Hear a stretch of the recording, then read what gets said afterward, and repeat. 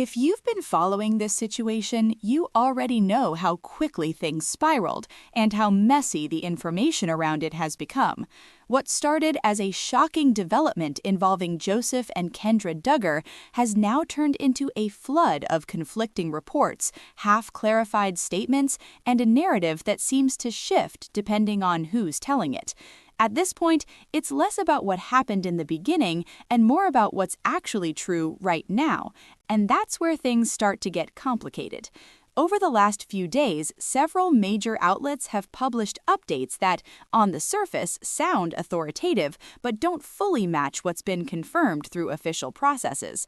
One of the biggest points of confusion has been the claim that Kendra was taken to a private, undisclosed location with her children.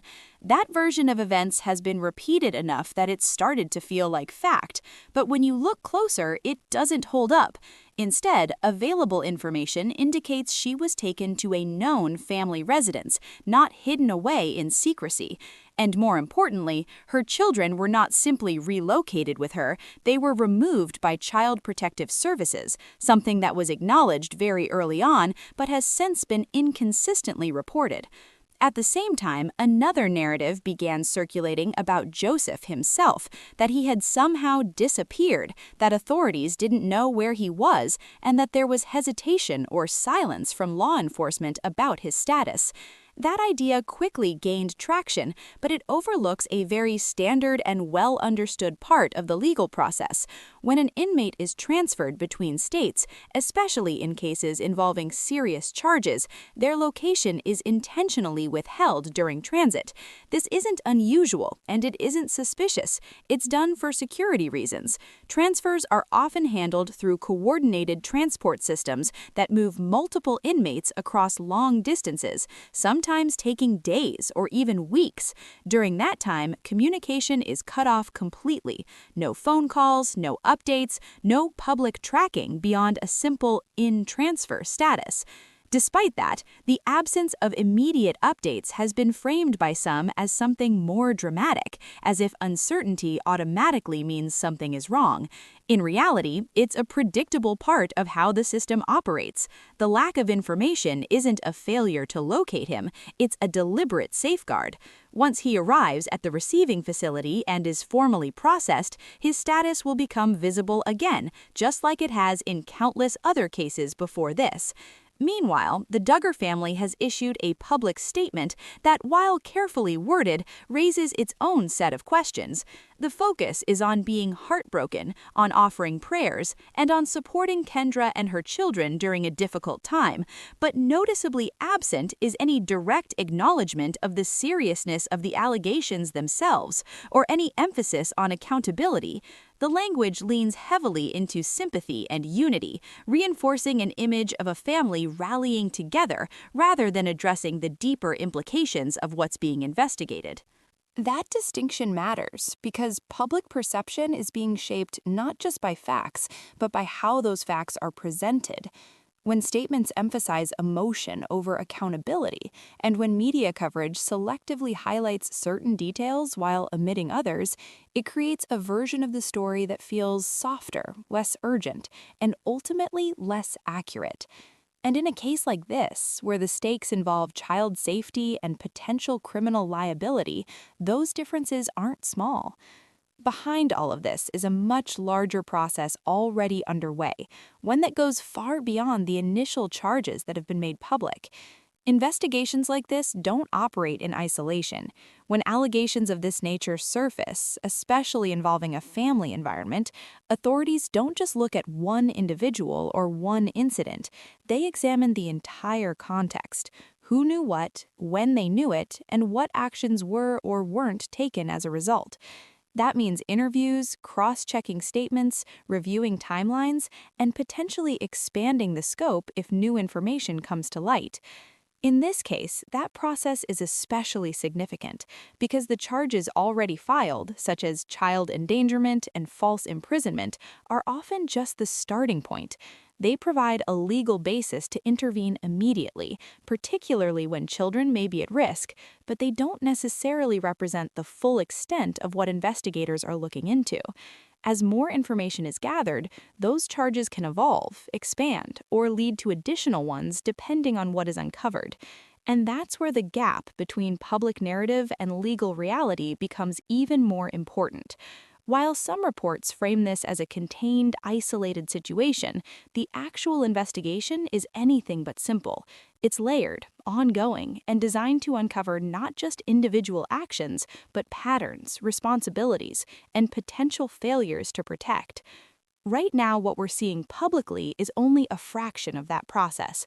The rest is happening quietly through interviews, documentation, and legal procedures that don't unfold in real time for the public to see.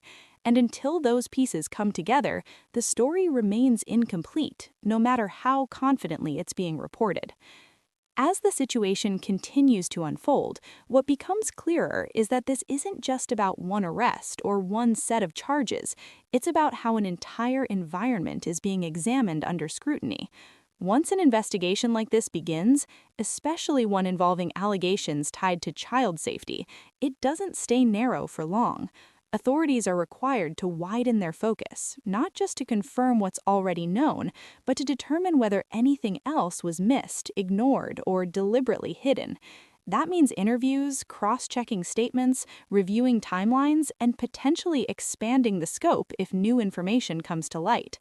And when it comes to Joseph and Kendra, and anyone else who may have had knowledge of what was happening, the legal system operates on a very specific principle.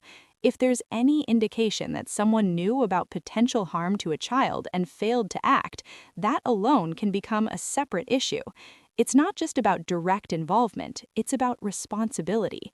Investigators will typically begin by interviewing both parents, then expand outward to include relatives, close contacts, and anyone who had regular access to the children or the home environment. They're not only asking what happened, but also who knew, when they knew it, and what decisions were made in response. That timeline becomes critical because even a delay in action can carry legal consequences depending on the circumstances. For Kendra, the charges she's currently facing, false imprisonment and second-degree child endangerment, are significant, but they also represent an early stage in the process rather than a final conclusion. These types of charges are often used to establish immediate legal grounds for intervention, particularly when children need to be removed from a potentially unsafe situation. They allow authorities to act quickly while the broader investigation continues in the background. What happens next depends entirely on what that deeper investigation reveals. If evidence suggests prior knowledge, failure to report, or ongoing exposure to risk, the legal situation can escalate quickly. Another key part of this process involves the children themselves. In situations like this, trained professionals conduct specialized interviews designed to gather information in a safe and controlled way. These interviews aren't rushed and they're not treated lightly. Investigators are looking for consistency, for details that align or contradict existing accounts, and for any indication that there may be additional victims or incidents that haven't yet come forward. This is one of the reasons cases like this often take time to fully develop, because the goal isn't just to confirm a single allegation, but to understand the full scope of what may have happened. At the same time, there's also a parallel track focused on parental fitness. Beyond criminal liability, authorities need to determine whether the children can safely return to their parents at any point in the future. That involves evaluating not just past actions, but current behavior, decision-making, and willingness to comply with legal requirements. In Kendra's case, one of the most important conditions tied to her release is the reported no-contact order involving her children. That condition alone signals how seriously the court is treating the situation. It's not a minor procedural detail, it's a direct reflection of concern about safety. What's striking, though, is how unevenly that detail has been reported. While multiple sources have acknowledged the existence of this no-contact condition, others have avoided mentioning it entirely, choosing instead to focus on narratives that suggest she is actively caring for or being supported alongside her children. That omission creates a completely different impression of what's actually happening. In reality, a no-contact order fundamentally changes the situation. It means that legally she is not allowed to be with her children under the current conditions of her case. This disconnect between legal reality and public narrative is where things start to feel especially deliberate, because when certain facts are consistently left out while others are emphasized, it shapes how people interpret the entire situation.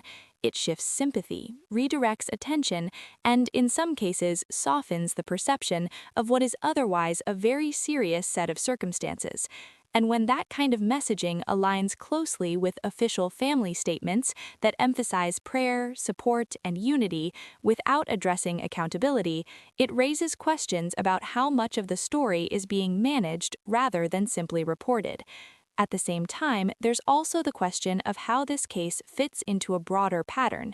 Investigators don't ignore context, especially when there's a history involving similar concerns within the same family. That doesn't automatically determine guilt or outcome, but it does influence how thoroughly authorities examine the situation. When previous incidents exist, even from years earlier, they often lead to deeper scrutiny, more extensive interviews, and a greater effort to ensure that nothing is overlooked this time. All of this is happening while the public continues to receive fragmented updates, some accurate, some incomplete, and some potentially misleading. And because the legal process moves at its own pace, there's a gap between what's actually happening behind the scenes and what people are being told in real time. That gap is where confusion grows, where assumptions take hold, and where narratives can be shaped in ways that don't fully reflect reality. What remains consistent, though, is the direction of the investigation itself. It is expanding, not narrowing. It is asking more questions, not fewer, and it is far from reaching any kind of final conclusion. As everything continues to move forward, the biggest mistake anyone can make right now is assuming that what's already public represents the full picture. It doesn't. In fact, in cases like this, the earliest reports are often the least complete because they're based on initial filings, early statements, and fragments of information that haven't yet been fully tested or expanded through investigation. What's happening behind the scenes is far more detailed, and in many ways far more serious than what's being casually summarized in headlines. One of the most important developments that often gets overlooked at this stage is how prosecutors build a case over time. Right now, much of what people are reacting to comes from arrest affidavits and preliminary charges, but those are only the foundation. Once a suspect is formally processed in the jurisdiction where charges will be pursued, in this case, Florida for Joseph, the prosecution begins assembling a more complete narrative. That includes reviewing digital evidence, conducting follow-up interviews, consulting forensic experts, and potentially identifying patterns that weren't visible at the outset. By the time a case is formally presented in court, it can look very different from how it appeared in the first few days. This is especially relevant when you consider the current discussion around Joseph's status. The idea that uncertainty during his transfer somehow signals weakness in the case doesn't hold up under scrutiny.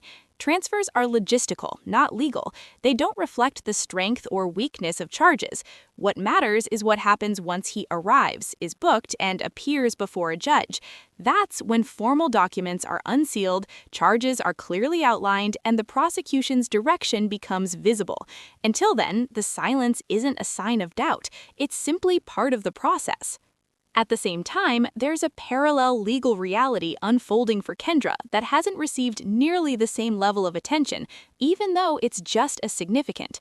The conditions of her release, particularly the no-contact order involving her children, are not temporary technicalities. They're protective measures grounded in the court's current assessment of risk.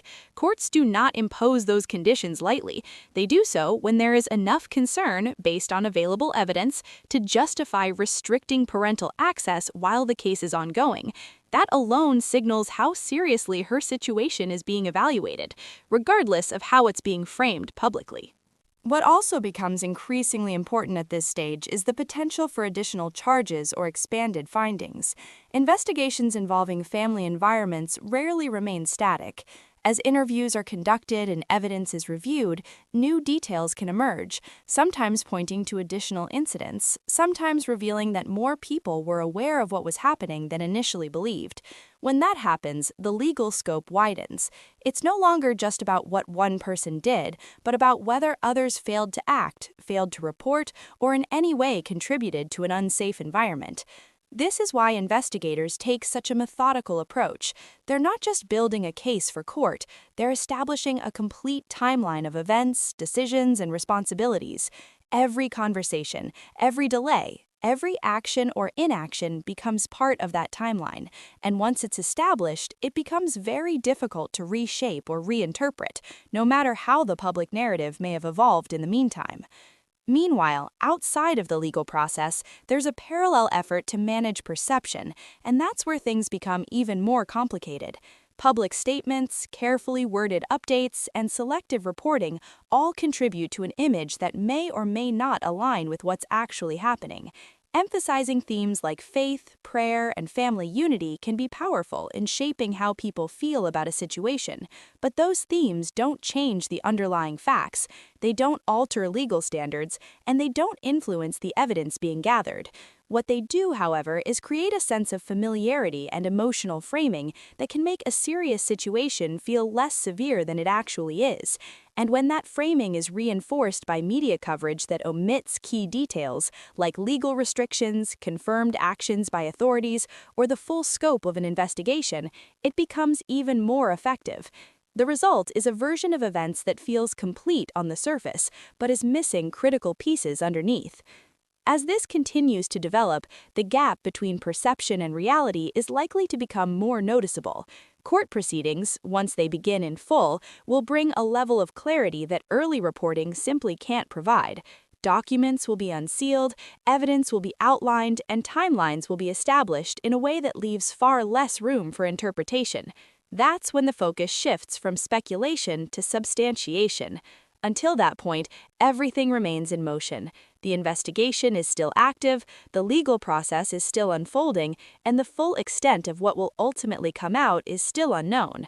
What is clear, though, is that this is not a contained or simple situation. It is layered, ongoing, and far more complex than the surface-level narratives suggest.